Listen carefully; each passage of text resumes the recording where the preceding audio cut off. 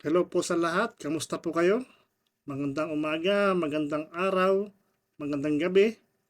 Welcome po sa aking channel, ang showpaul.ph. Ngayon po ay ika-siyam ng Mayo 2024. Ngayon po ay pag-uusapan natin ang kaunting balita kaugnay ng pagdagsa ng mga tao sa Bangko Sentral dahil sa may bibigay na pera ng dahil sa ginto. Yan po yung ating unang topic. At ang pangalawa ay ang pagbuwag sa NTF-ELCAC ng mga makakaliwa. Pero bago po yan, ay tingnan po muna natin ang ating currency exchange.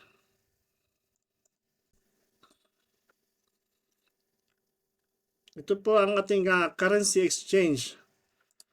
Ang $1 po, US dollar ay 57.352. Ang New Zealand dollar po ay 34.533. Bahraini dinar 152.53. Kuwaiti dinar 186.41. Saudi Arabian Riyal 15.294. Canadian dollar 41.910. Japanese yen 0.368.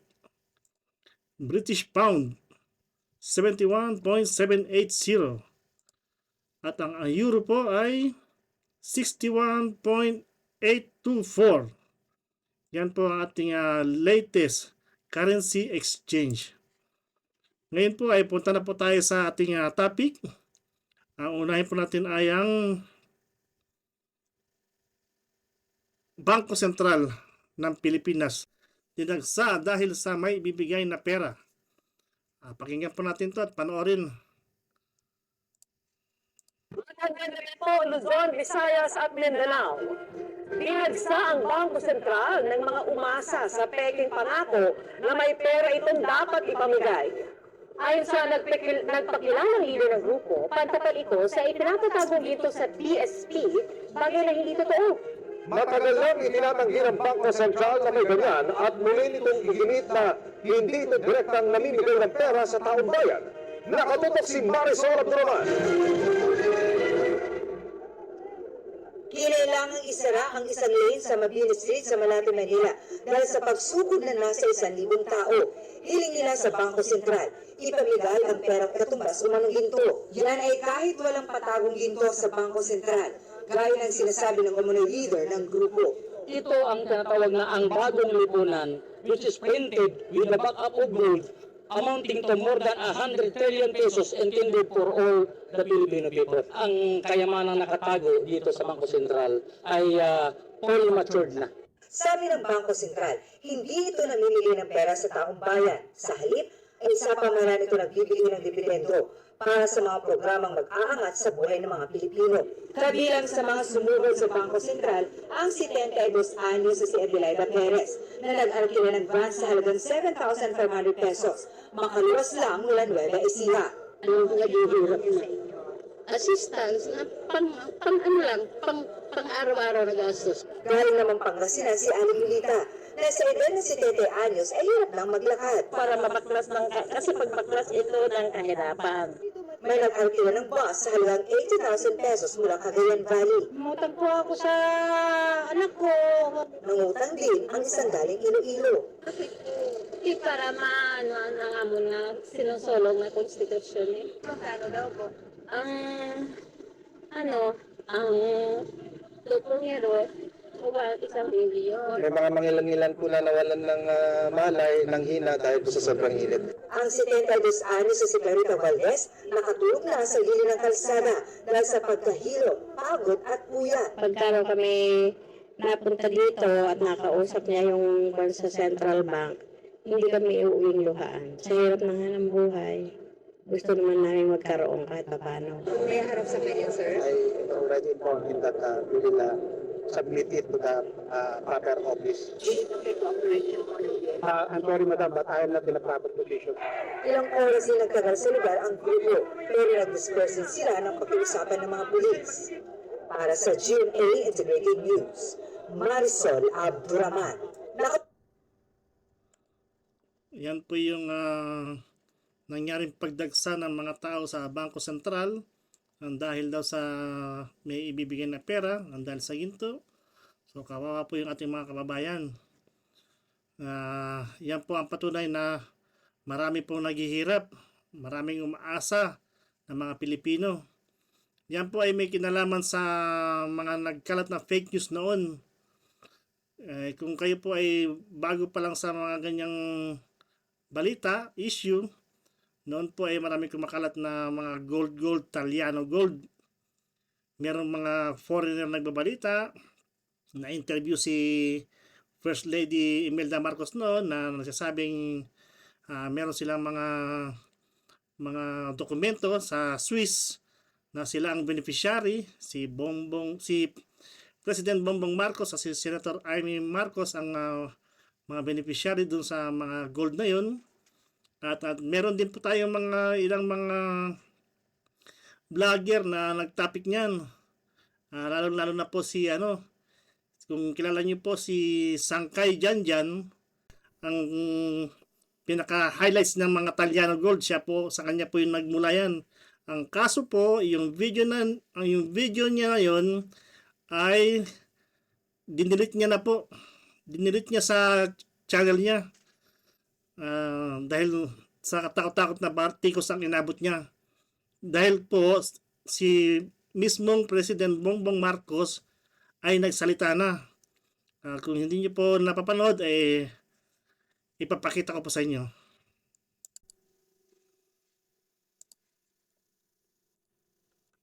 The last interview ng One News po sa inyo, nasabi nyo na hindi pa po kayo nakakita ng gold. Tapusin na natin itong isyong to, Senator. Kasi nakadikit po sa pangalan ng Marcos ang gold. Lagi nilang sinasabi, may Marcos gold. For the end time and for the record, first and last ko rin tatanungin sa inyo, may Marcos gold na po ba? Wala pa ako nakikitang gold sa buong buhay ko. Kaya nagugulat kami pag pinag-uusapan yan. Kung saan daw nanggaling, kung saan daw ginagamit. Kung talagang meron yan, 35 taon na kaming wala yung father ko sa nasa na yung gold na sinasabi nila. Siguro naman sa tuneto nila, sinasabi nila, hindi hanggang ngayon, hindi pa nila mahanap. Hindi nila mahanap because it doesn't exist. Kasi meron po sila sinasabi doon sa isang old interview raw that you mentioned that you know where the gold is. It's the Philippine Alien Choir. Sure. Can you elaborate on that, what you meant at that time? I said, you shouldn't kill me because I'm the only one who knows where the gold is. Dapat naman hindi naman namili sila kung ano yung kukot nila. Sabi, huwag mo ko papatayin kasi hindi ako lang may alam kung saan yung ginto. So yan po yung malinaw na pahayag ni President Bongbong Marcos. Dahil po ako po ay aamin, dahil ako po ay nabudol din noon. Hindi lang po ako, marami pong mga kababayan natin, kahit na yung mga kaibigan ko na sinasabi sa akin noon talagang yung Taliano Gold na yun, sikat na sikat. Kahit si Mel Chanco noon, nakita ko na interview niya si Madam Imelda Marcos. Hindi ko lang alam kung nandiyan pa yan sa internet, sa YouTube, na ipinakita ni Madam Imelda ang kanyang mga dokumento kay Miss Mel Chanco na sila ay meron ganong kalaking halaga ng mga ginto. Meron po yan. Ganyan po hindi ko pa wala, mag-research na lang po tayo. Pero ito po ay pinapakita ko lang po na malinaw po na sinabi ni Pangulong Bongbong Marcos na hindi pa siya nakakita ng ginto sa tanang buhay niya. Hindi natin alam. So kayo na lang po ang humusga. Punta naman tayo sa ating pangalawang topic, ang pagbuwag sa NTF-ELCAC ng mga makakaliwa. Ito po ay sinusulong nila ngayon sa sa Kongreso dahil po yung mga kaliwa sa Kongreso po yung makabayan. Panoorin po natin.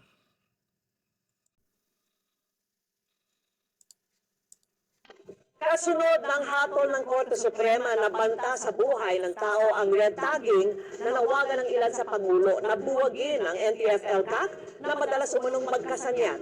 At nakatutok si Mariz Umali. Ang Korte Suprema na mismo nagsabi ang red tagging o ang pagmamansag sa isang tao bilang komunista ay isang banta sa buhay, kalayaan at seguridad ng isang individual. Kaya panawagan ng Human Rights Watch kay Pangulong Marcos, buwagin na ang NTF-ELCAC o National Task Force to End Local Communist Armed Conflict. Kailangan niyang i-abolish ang NTF-ELCAC, ito yung task force on ending local communist armed conflict na siyang main red tagging agency ng gobyerno. Itinatag ang NTF-ELCAC ni dating Pangulong Rodrigo Duterte noong 2018 bilang whole-of-nation approach sa pagtalo sa tinawag na local communist terrorist group para magkaroon ng kapayapaan sa bansa. Pero ito rin ang itinuturong nasa likod umano ng red tagging. Kaya sa mapalipit po, i-pillar na namin na budget deliberation, mas lalo pa talaga natin isusulong yung pag-defund dito sa NTF-ELCAC. Ang ruling ng Supreme Court nag-ugat sa petisyon ni dating Bayan Muna Party List Representative Sigfred de Duro na nagsabing ni-red tag siya ng mga militar nang ilagay ang kanyang mukha sa poster ng umano'y mga terorista at miyembro ng CPP, NPA, NDF. Humingi siya ng writ of amparo para sa kanyang proteksyon, pero idinismiss ito ng Iloilo RTC. Ipinagutos ng Korte Suprema sa Regional Trial Court na magsagawa ng summary hearing para dinggin muli ang kaso at maglabas ng desisyon sa petition for writ of amparo ni De Duro sa loob ng 10 araw. Si Bayan Chairperson Emeritus Carol Araulio dumalo kanina sa pagdinig ng inihain niyang kaso para sa red tagging sa kanya. Sabi ni Araulio, sa bagong ruling ng Korte Suprema, umaasa siyang magkakaroon ng batas para mapigilan ang ganitong gawain. Tingin namin magiging tulak ito para sa pagsasabatas ng isang batas against red tagging. I appeal to the political authorities, to Bongbong mismo, kasi sinusuportahan niya yung NTF-ELCAC. I appeal to the highest political authority na tama na, ikigil na. Sa isang pahayag sinabi ng NTF-ELCAC na tinatanggap nito ang pagsasagawa ng pagdinig ng RTC para maiharap nito ang kanilang ebidensya. Hinihingan pa namin ng pahayag ng Malacanang, ang AFP at NTF-ELCAC tungkol naman sa mga panawagang buwagin at task force. Para sa GMA Integrated News, Mariz Umali, Nagtutok, 24 oras. So yan po yung sinusulong ng ating mga makabayan vlog na nasa Kongreso po. Sa kasamaang palad, nandiyan po sila. Sila po ay nanunungkulan dyan, sila po nakaupo. At yan po tinatawag na red tagging. Ang kauna-unahan po nag-red tagging sa kanila ay ang kanilang pinuno na si Mr. Joma Sison. Siya po yung nagtayo ng CPP-NPA, siya po yung founder niyan. At sa kanya po mismo nagmula na ang mga Makabayan Vlog at ang mga iba pang mga organisasyon na sumusuporta sa NPA. Ito pong NTF-ELCAC, ito po itinatag ni Pangulong Rodrigo Duterte. Dahil po na gusto na pong mawakasan ang insurgency sa ating bansa. Yan pong marami pong mga kabataan na nag-aaral na nire-recruit po ng mga kaliwa o mga NPA. Kawawa po yung mga kabataan na yun at pati yung mga magulang. Malapit na po silang matapos. Wag na po sanang ibuwag ni Pangulong Bongbong Marcos yan. Dahil marami pong nasisirang mga kabataan, buhay ng mga kabataan, pati po ng mga kanilang mga magulang. Meron po ako ipapanood sa inyo para po sabihin natin para po maintindihan natin na mismong si Mr. Joma Sison ang nag-red tag sa kanila.